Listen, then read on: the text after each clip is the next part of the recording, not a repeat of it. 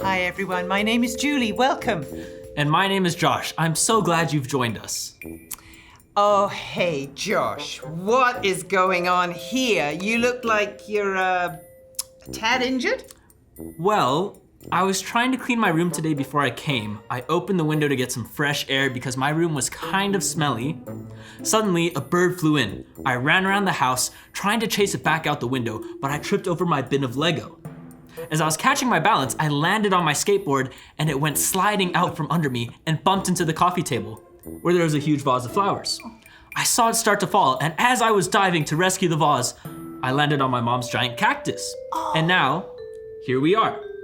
And what's worse, I'm supposed to play basketball with my friends for our neighborhood league tonight, and I can't even hold a ball. Oh, sounds like you've got a bit of a prickly problem. Well, clearly, I do. No, I'm not making fun of you. I mean a prickly problem as in something that everyone has at some point in their lives. They're bad things that happen to us, like maybe our best friend switches schools, or our dog dies, or someone in our family is really sick. Prickly problems might sting a little. We feel like we're getting poked, or they can be super uncomfortable. Yes, that's exactly how I feel. Prickly problems are terrible. Yeah, that's right. I know someone who had a whole bunch of prickly problems in his life. His name was Moses. Let's check out our story for today and see what we can learn from what happened to Moses.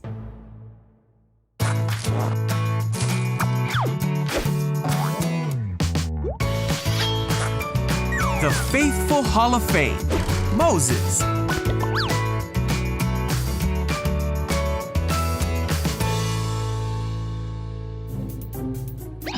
This is Moses. Hey-o. Moses was a descendant of Joseph's brother Levi. Hey. Joseph and his brothers had many children and grandchildren who lived happily in Egypt. Eventually, a new pharaoh came to power who knew nothing of Joseph or what he had done. This pharaoh feared the Israelites because there was a great number of them living in Egypt, so he wanted to put a stop to their prosperity. Pharaoh made the Israelites slaves. He made them work long, hard hours building up Egyptian cities. But his plan didn't work, and the Israelites grew more in number and in strength. Eek. So Pharaoh made a rule that no Israelite boy would be allowed to live in Egypt. This is where Moses' story begins. You see, when Moses was born, his mother saw that he was a special baby, and she kept him hidden for 3 months.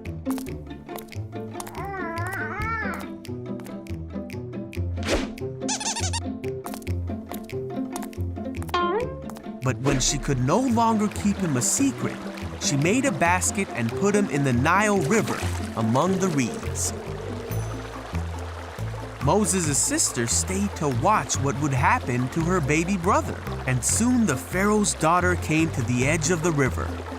When she saw the basket, she sent her servant to get it. When she saw the baby, she felt sorry for him, thinking he must be an Israelite baby who wasn't supposed to live. Excuse me. Then Moses' sister asked the princess if she would like her to find an Israelite woman to take care of the baby. So Moses' sister went and got her mother. Moses' own mother took care of him until he was old enough to live in the Pharaoh's house, where the princess adopted him as her son. And so, Moses, an Israelite boy who wasn't supposed to live, became the adopted grandson of the Pharaoh and lived in the palace as God prepared him for a great destiny that was only just starting to unfold. Wow, the Israelites had a prickly problem. Pharaoh held them captive as slaves and then tried to kill all the baby boys. Moses had a prickly problem right from birth. You are right. But no matter what, God makes a way for us. He provided a way for Moses to not only live, but also for his own mother to care for him, and she got paid for it. Oh, and then Moses grew up as the adopted grandson of Pharaoh? I bet Moses' mom didn't see that plan coming. Only God could do something that amazing. That's right. So, when we're in a bad situation, or we're facing a prickly problem, we can remember that God is in charge of everything. He has a great big plan for our lives, and because He loves us so much, He's going to turn that bad situation into something good. God makes a way for us. Does that mean that God is going to make a way for me to play basketball? Well, I'm not sure if God will make a way for you to play basketball, but He will make a way for His bigger plan to happen. Maybe because you hurt your finger, you won't be able to play basketball for a few weeks, which I know sounds like a real bummer. But because you're not playing, you might end up sitting in the stands cheering the team on instead. Or maybe you'll talk to someone who doesn't know Jesus, and this is their first chance for you to share and encourage them. You might not hear how that conversation made a difference in that person's life, maybe for a few years, maybe ever, but you can always trust God is working on His big plan because God makes a way for us. You know, it does make me feel better that God is going to use my life and my problems for something much better than what I'm going through. God is always at work in our lives, and He has the power to take our bad situations, those prickly problems, and turn them into something good. We have a new verse this month, boys and girls, that talks about exactly that. It goes like this. We know that in all things God works for the good of those who love Him. Romans 8:28. Can we say that together? Yes. Okay. We know that in all things God works for the good of those who love Him. Romans 8:28. That's such an encouraging verse. It helps me remember that no matter what obstacles we face, God makes a way for us to accomplish His purposes. You know what? That's our bottom line for today. God makes a way for us. Let's say that together. God makes a way for us. We will see you next time, friends. Bye, everyone.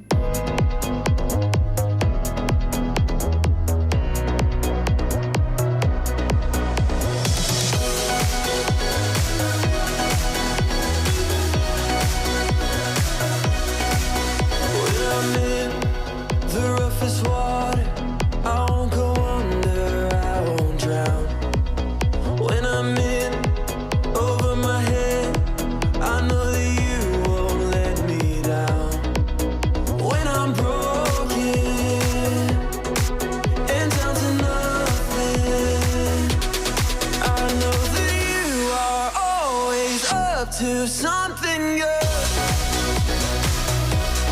I know that you are always up to something good.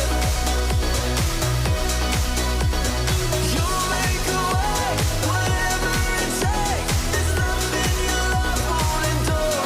I know that you are always up to something good.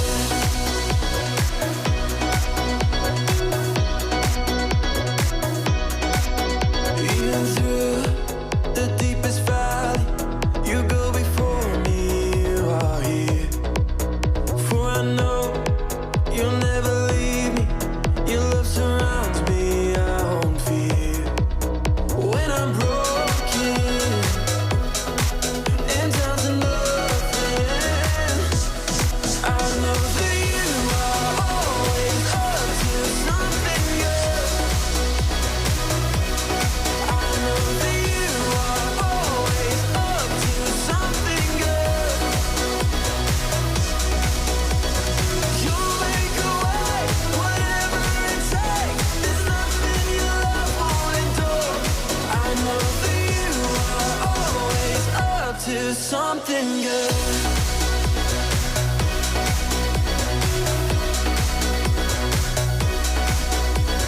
Through the darkest night, you are on my side. You were always faithful. Through my fear and doubt, you will lead me out. You were always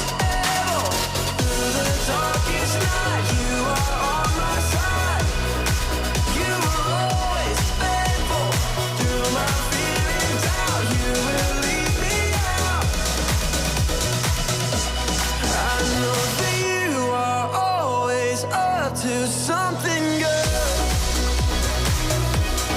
I know that you are always up to something good. You'll make a way, whatever it takes. There's nothing your love won't endure. I know that you are always up to something good. You'll make a way, whatever it takes. There's nothing your love won't endure. I know that you are always up to something good.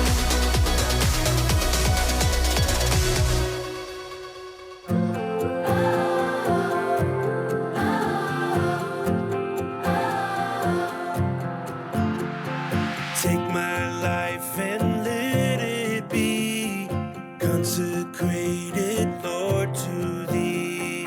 Take my hands and let them move at the impulse of Thy love, at the impulse of Thy love. Oh, oh, oh, oh. Take my lips and let them be filled with messages from Thee. Take my silver and my gold. Not a mite would I withhold. Not a mite would I withhold. Oh, oh, oh. You are my treasure. You are my silver and gold. You are my treasure. All the joy my heart can hold. All the joy my heart can hold.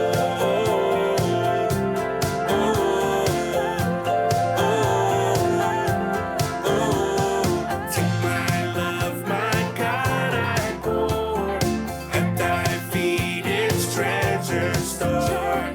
Take myself and I will be ever only all for Thee, ever only all for Thee.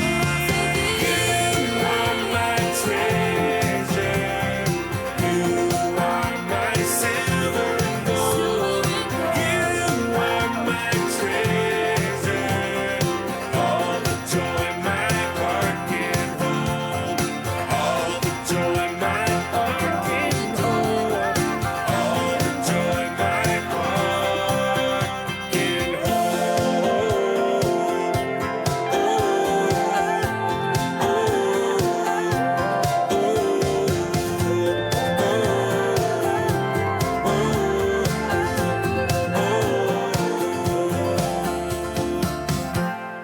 Hey friends, my name is Miss Tara. At Children's Ministry, we can show God's love to others by using our loaves and fish dollars. You all have an opportunity to get loaves and fish dollars 3 ways. 1, by bringing a new friend to church with you or invite them to watch with you online. 2, memorizing the Bible verse for the month and tell your leader or a grown-up in your house. And 3, reading the Bible at least 3 times each week. Make sure to share that with a grown-up in your house or your leader.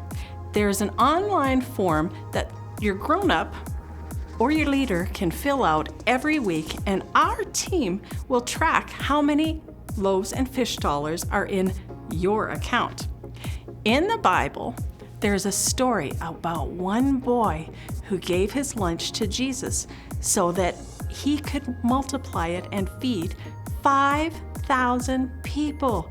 Jesus can do the same with all the loaves and fish dollars you collect. Every dollar can be used to help someone here in Calgary or Canada or somewhere else in the world.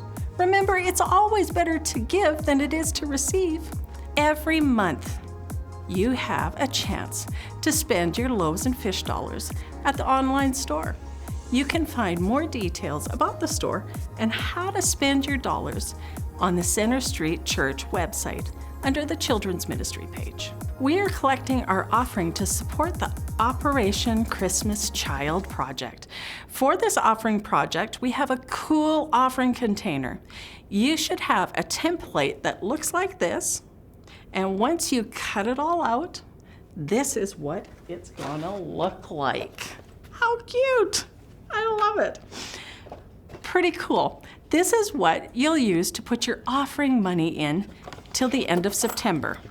Now, friends, let's hear Bryce's story and how this shoebox he received changed his life. My name is Bryce Pablo. I'm from Philippines in a small town called Sanchez Mira. When I was 4 years old, I received a shoebox.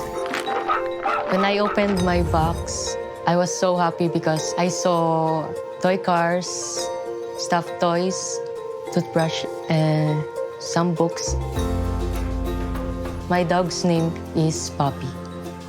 My puppy follows me wherever I go. My mother encouraged me to go to church to learn more about God. When I was 7 years old, I accepted Jesus Christ as my Lord and Savior. I'm so amazed with what God is doing. I saw the transformation of my son. Whenever he comes home, I see him reading the Bible. I shared the gospel to my parents and also to my brothers, and they accepted Jesus Christ as their Lord and Savior too. Because of that shoebox, God used me, and now I am discipling other children like me. We do not know God before. Our life was just full of traditions. I'm so grateful for the one who packed the shoebox that changed our life as a whole family.